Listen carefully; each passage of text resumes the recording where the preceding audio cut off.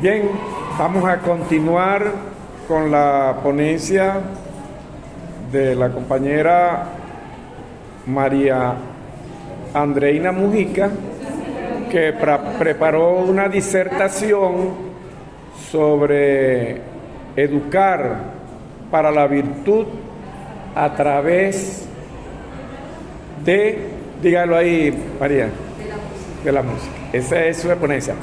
Bueno, adelante. Buenas tardes.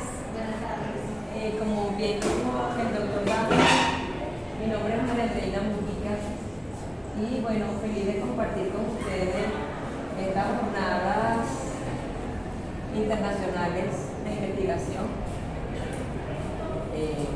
Ya no sé mi título que les preparé en este trabajo que aún está en construcción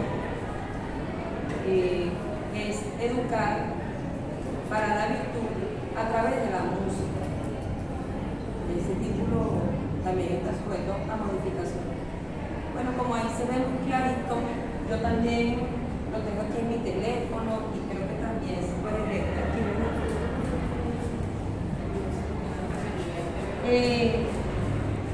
Los propósitos de esta investigación es develar, aquí lo tengo, tranquilo, interpretar y teorizar. Quisiera develar mi fenómeno, interpretarlo desde la voz de los actores y finalmente teorizar.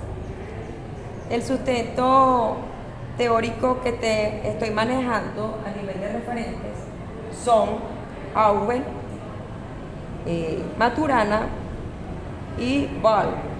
Ball es un pedagogo musical, ya les voy a hablar un poquito sobre él. Esto como que las exigencias de la jornada para presentar el trabajo. El paradigma está bajo el paradigma interpretativo, el enfoque metodológico. Entonces tenemos la fenomenología hermenéutica de Heidegger de 1926. Él nos va a plantear entonces tres fases o tres momentos de este método, que es la desconstrucción. Esto tiene que ver mucho con lo filosófico, ¿verdad? Donde lo que aparenta ser, que es lo que se da como normal, es lo que no es, porque realmente lo que es no lo podemos palpar a simple vista, ¿no? Entonces hay como que destruirlo, ¿no? Y volverlo a organizar. La reducción viene siendo como que sintetizar esas apreciaciones que tenemos para poderlas proyectar, y la construcción finalmente de nuestra propuesta, de nuestra manera de ver el asunto. Le quise colocar generación de contenido más allá de colocarle conclusiones, porque no es un trabajo que está terminado. Le coloqué una generación de contenido y me gusta mucho mi trabajo porque mi trabajo nació aquí desde el primer semestre. El profesor Daphne me dio clase de fase 1, fase 2, fase 3. Bueno, ahorita estamos en fase 5 y el trabajo se ha nutrido bastante, y me gustó mucho que en fase 2, que también lo trabajamos con la profesora Diosmira, ella nos presentó una estrategia muy importante. Siguiente, profe. Y esa es la que le quiero presentar. Claro, ya eso fue en fase 2, como le digo, ahora estamos en fase 5. Pero tenemos aquí unas preguntas clave. Se podrían describir los aspectos que obstruyen formar hacia la virtud. Es posible interpretar la realidad, el fenómeno a partir de los testimonios, y cómo la música, a pesar de que tiene unos principios, la música como la conocemos hoy en día. ¿Cómo conocemos la música hoy en día? Con un principio científico y como un principio artístico. Es decir, que va específicamente al estudio de las artes, y eso lo heredamos de los griegos. Pero no quiere decir que esa sea la única visión de la música, porque tenemos también una música prehispánica que no podemos ignorar y no podemos seguir ignorando.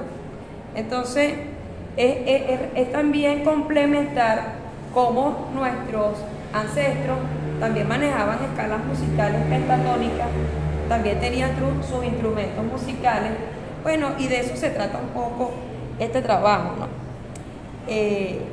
La profesora insistía mucho hablo mucho sobre ella porque ella me le dio un vuelco al título que fue significativo para el avance del trabajo.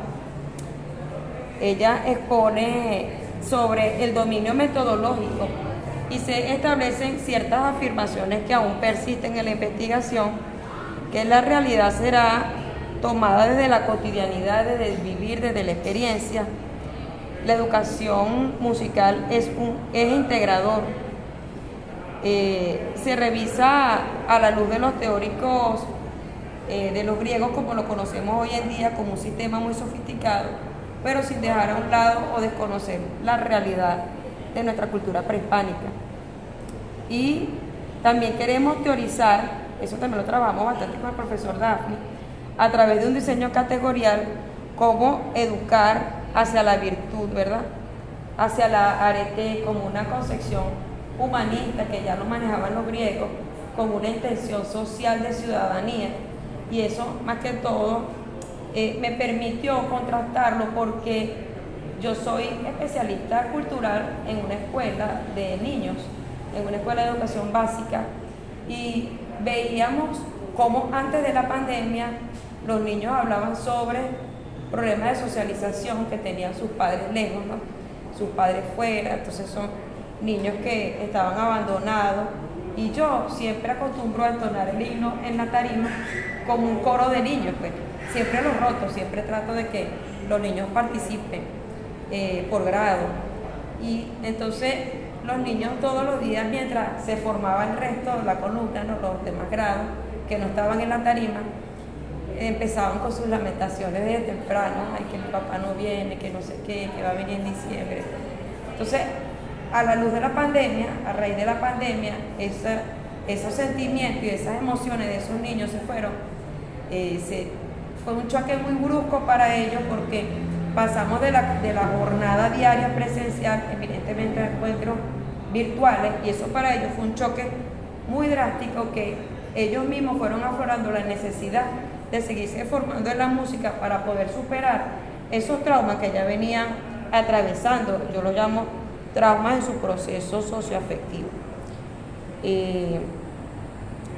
Cómo educar en el más alto nivel para la felicidad y para la autorrealización del hombre.